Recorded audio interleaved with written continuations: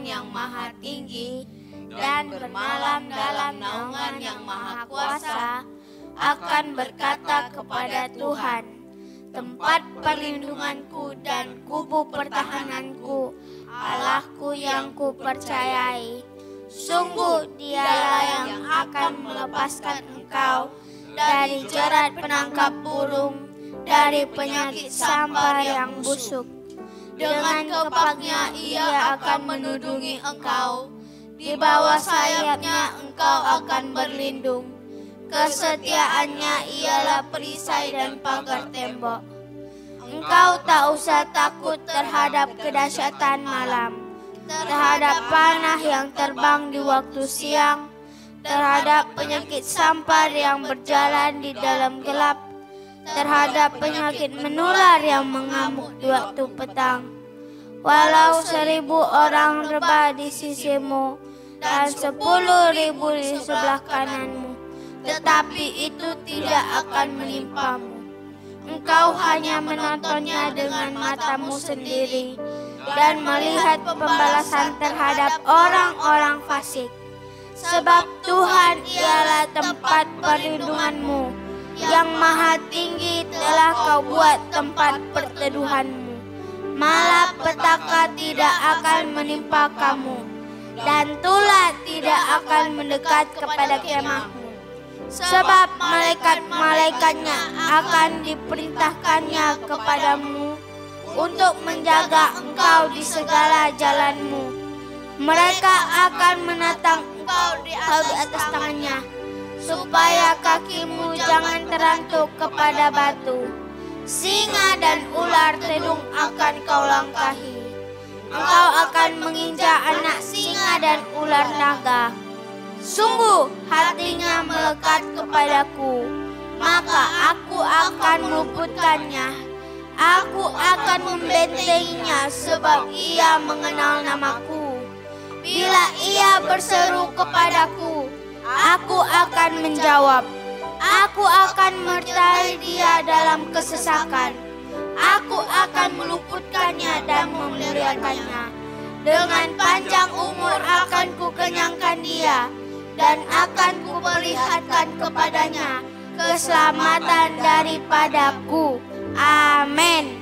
Shalom adik-adik, shalom papa mama. Apa kabarnya hari ini?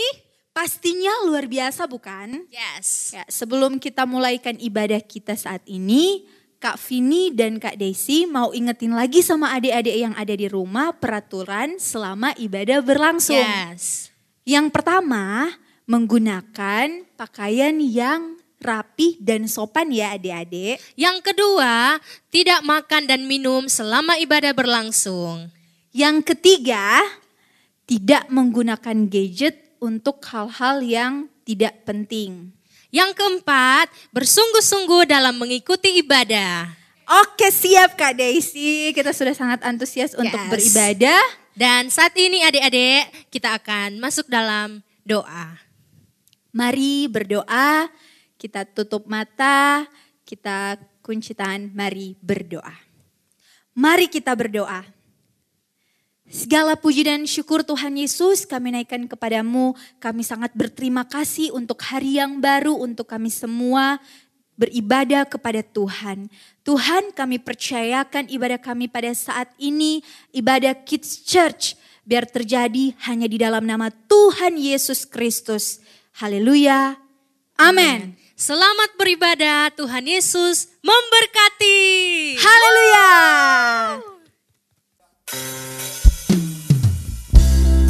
Ayo adik-adik, kita memuji Tuhan di saat ini. Beri tepuk tangan buat Tuhan kita Yesus Kristus. Haleluya. Dengar dia panggil nama saya. Dengar dia panggil namamu. Dengar dia panggil nama saya. Juga dia panggil namamu. Sekali lagi katakan. Dengar dia panggil nama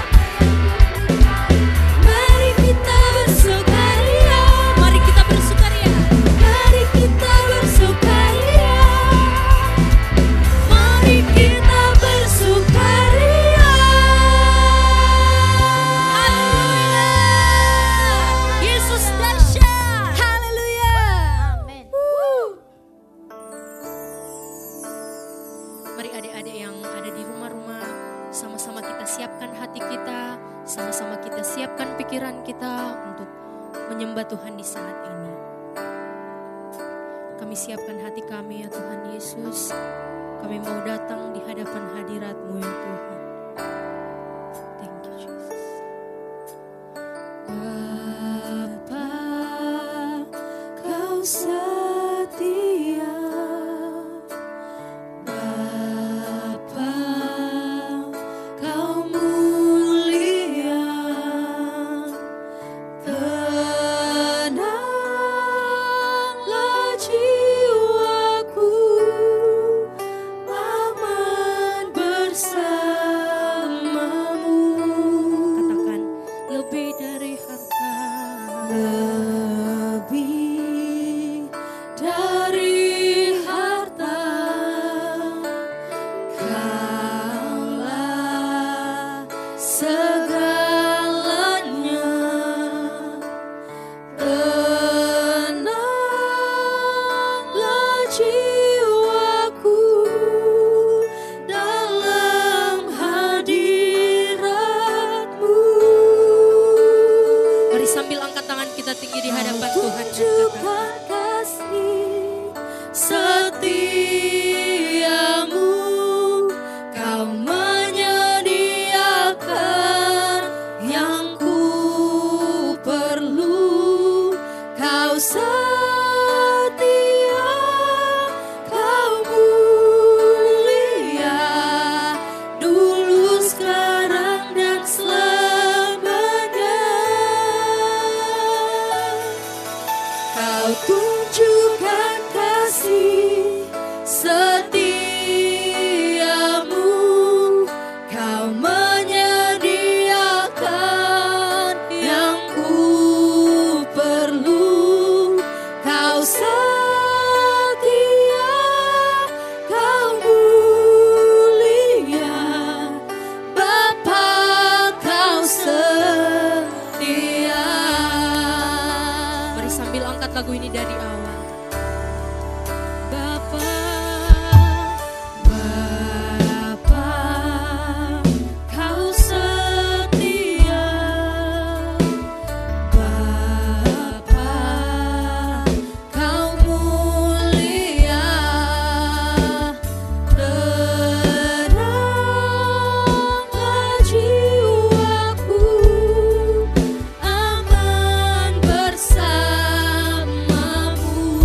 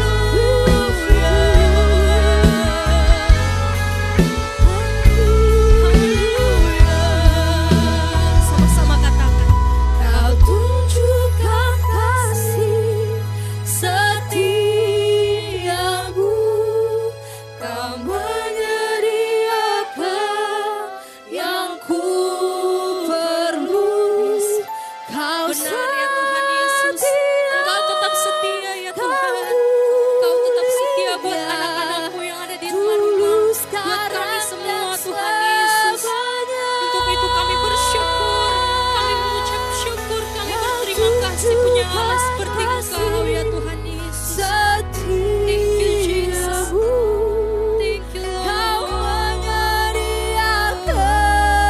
Yang ku perlu, Kau setia, Kau mulia, Bapa, Kau setia. Kau tunjukkan kasih setiamu, Kau menyediakan yang ku perlu. Kau setia, Kau mulia, dulu, sekarang, dan selamanya. Kau tunjukkan kasih setiamu, Kau menyediakan yang ku perlu. Kau setia, Kau mulia, Bapa, Kau setia. katakan Kau setia. Kau setia, Kau mulia, Kau setia. Kau setia, Kau mulia, Kau setia, Kau mulia, Bapa, Kau setia.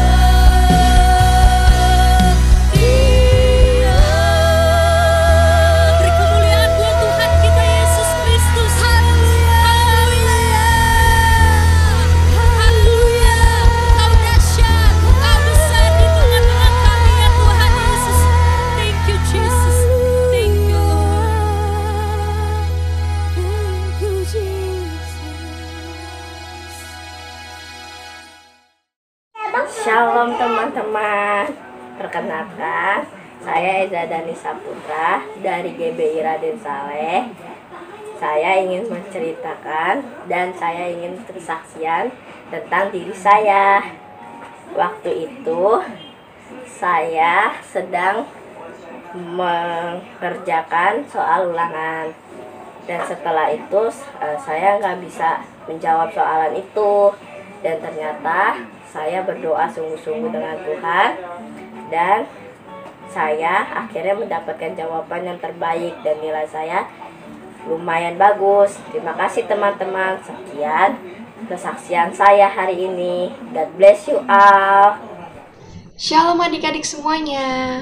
Perkenalkan, aku Kak Aurel dari GBI Basra City. Senangnya hari ini kakak bisa sharing firman Tuhan sama adik-adik, supaya adik-adik bisa bertumbuh di dalam Tuhan Yesus, mengerti firman Tuhan, dan melakukan apa yang benar di mata Tuhan.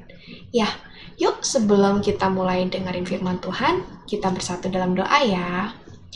Tuhan Yesus, terima kasih buat hari ini kalau kami boleh berkumpul kembali melalui online untuk mendengarkan firman-Mu Tuhan. Tuhan, biarlah Engkau yang berkati hamba-Mu, Kak Aurel ini yang akan memberitakan firman-Mu. Biarlah firman ini sesuai dengan kehendak Tuhan.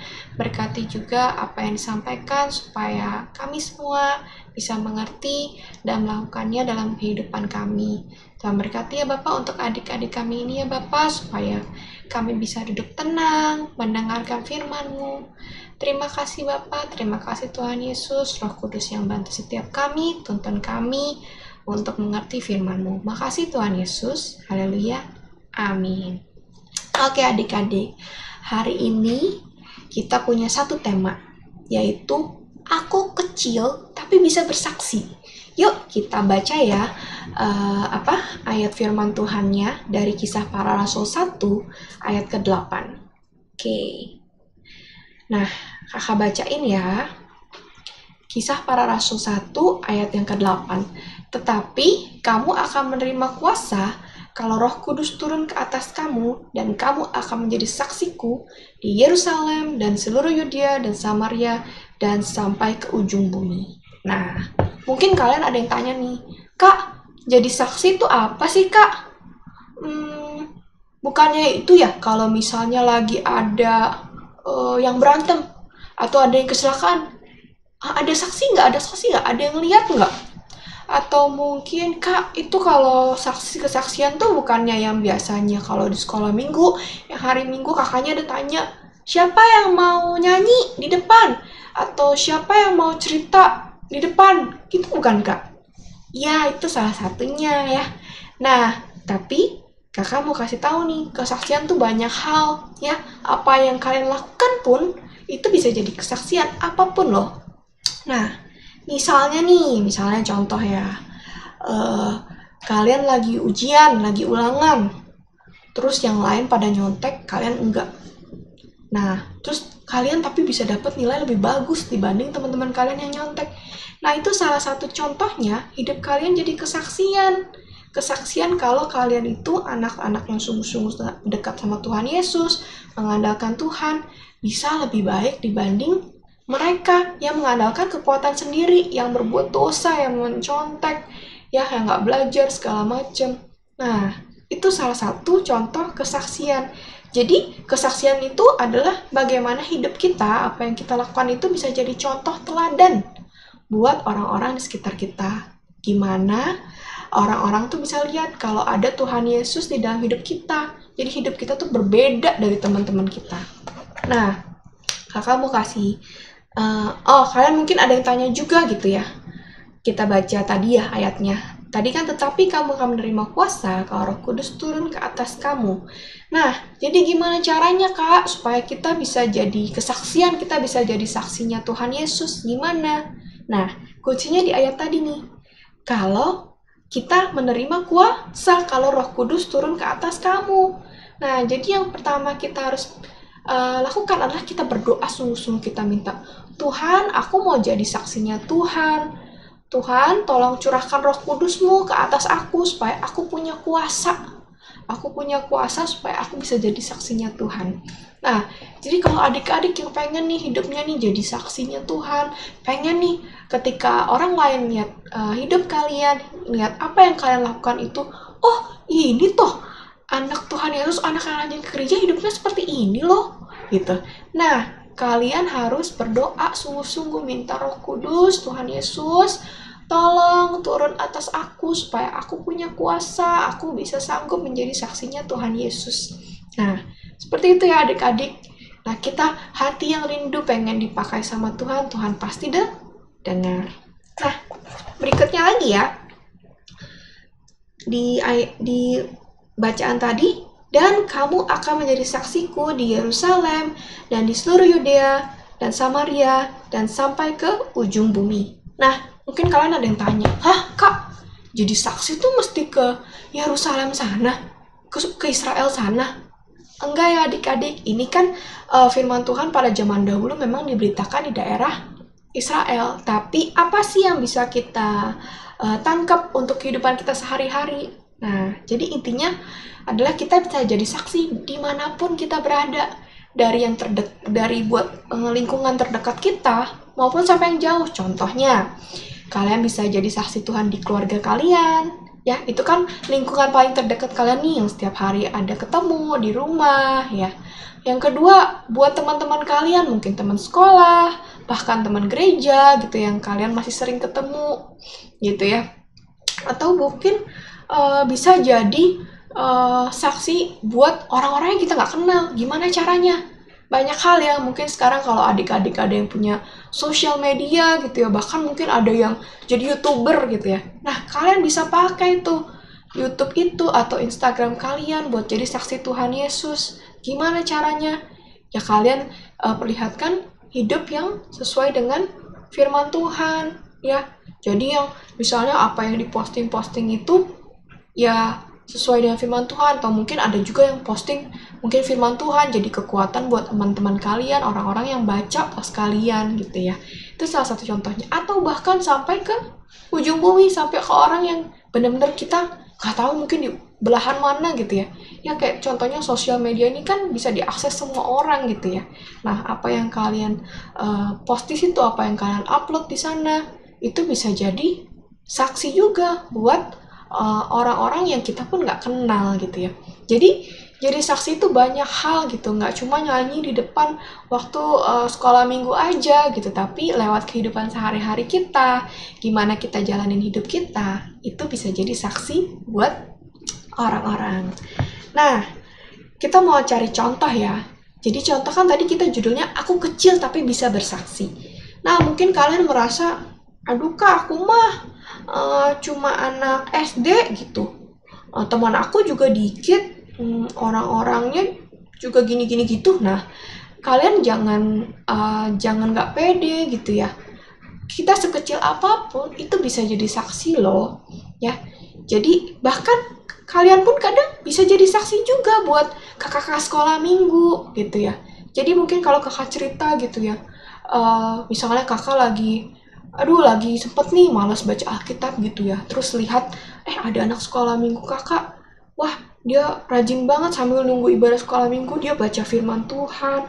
Aduh, dari situ bisa jadi kesaksian, bisa jadi teladan, bahkan buat yang lebih tua dari kalian gitu ya. Bahkan bisa jadi teladan buat kakak sekolah minggu yang ngajarin kalian gitu. Jadi kalian jangan pernah merasa, aku nih masih kecil, nggak bisa lah jadi saksi Tuhan, aku nggak bisa lah jadi teladan buat orang lain.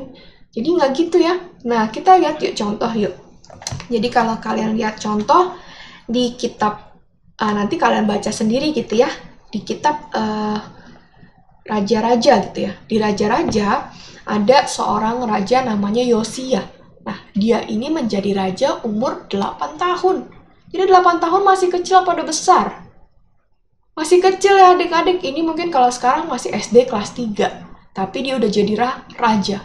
Nah, kalau kalian lihat film-film gitu ya, mungkin raja-rajanya udah mungkin umur 50 tahun ke atas gitu ya, udah tua, udah keriput, rambutnya udah putih, segala udah punya anak yang besar, udah punya cucu. Nah, ini dia 8 tahun udah jadi raja.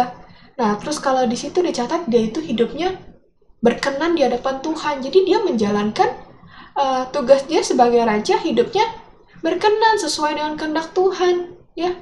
Jadi banyak kalau kalian baca nanti di kitab raja-raja tuh banyak banget ada raja-raja yang hidupnya jahat gitu ya. Nah, jadi kita lihat contoh Yosia ini, meskipun dia masih 8 tahun tapi dia bisa jadi saksi Tuhan.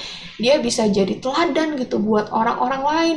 Meskipun dia masih muda, dia bisa menjalankan pemerintahannya dia sebagai raja dengan baik sesuai dengan kehendak Tuhan gitu ya.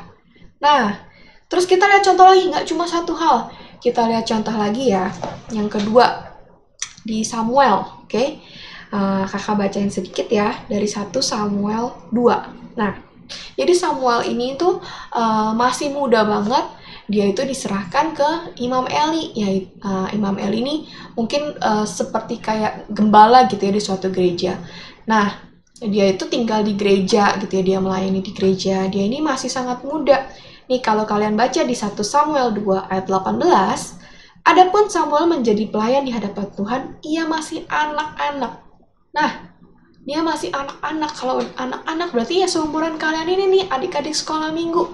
Dia masih kecil, masih anak-anak, tapi sudah menjadi pelayan Tuhan. Nah, jadi kalian misalnya nih ya, jangan misalnya tuh, aduh kak, aku belum bisa pelayanan, aku masih kecil, aku masih nggak ngerti ini tuh. Nah, kalian bisa lihat Samuel ya. Samuel masih anak-anak tapi sudah menjadi pelayan Tuhan. Jadi, mau sekecil apapun kalian, asal kita mau, kita bisa kok menjadi pelayan Tuhan, kita bisa kok jadi saksinya Tuhan. Nah, berikutnya lagi ya, kalau kalian baca di 1 Samuel 3, Samuel yang muda itu menjadi pelayan Tuhan di bawah pengawasan Eli, Imam Eli tadi gitu ya. Nah, jadi memang Samuel ini bukan orang yang udah dewasa gitu ketika dia menjadi pelayan Tuhan. Dia masih muda, masih anak-anak. Nah, bahkan dia pun bisa jadi saksi loh. Jadi kalau kalian tahu Imam Eli ini punya anak nih, punya 2 anak. 2 anak ini nggak melakukan hal yang baik, dia melakukan hal yang jahat di mata Tuhan gitu ya. Nah, sampai suatu saat Samuel Tuhan pakai buat kasih firman Tuhan gitu ke Imam Eli ini, kalau misalnya nanti anak-anaknya ini mau dihukum gitu karena mereka melakukan yang jahat di mata Tuhan. Jadi meskipun si Samuel ini masih kecil, tapi dia bisa dipakai sama Tuhan gitu ya. Hidup dia bisa menjadi kesaksian gitu. Nah, terus berikutnya lagi ya, kita masih ambil contoh lagi satu hal. Kalian pasti sering dengar cerita ini gitu ya, antara Daud dan Goliat. Nah, kalau kalian tahu, Daud itu kan punya kakak-kakak banyak ya. Kakak-kakaknya banyak. Nah, kakak-kakaknya ini ketika Goliat datang, pasukan Filistin ini mau berperang melawan bangsa Israel. Nah, kakak-kakaknya ini udah jadi istilahnya prajurit-prajuritnya gitu ya. Tapi ketika datang Goliat, mereka juga nggak berani karena Goliat itu tinggi besar. Tapi di situ Daud yang masih kecil, yang dulu kerjanya cuma hanya menjaga kawanan kambing domba gitu ya. Bukan yang ikut-ikut berperang seperti kakak-kakaknya gitu. Jadi pasti kalau secara badan dia masih kecil, masih mungkin pendek, masih mungkin nggak berotot gitu. Kakak-kakaknya mungkin tinggi besar, kekar gitu ya, karena mereka udah jadi prajurit. Nah, tapi di situ Daud justru yang berani mengalahkan Goliat. Karena apa? Dia mengandalkan Tuhan. Dia percaya kalau Tuhan ini menyertai dia gitu. Jadi Daud meskipun masih muda, dia istilahnya dibanding kakak-kakaknya gitu mungkin nggak ada apa-apanya di dalam dunia peperangan gitu ya, tapi dia bisa jadi saksi, dia bisa mengalahkan Goliat dengan penyertaan Tuhan.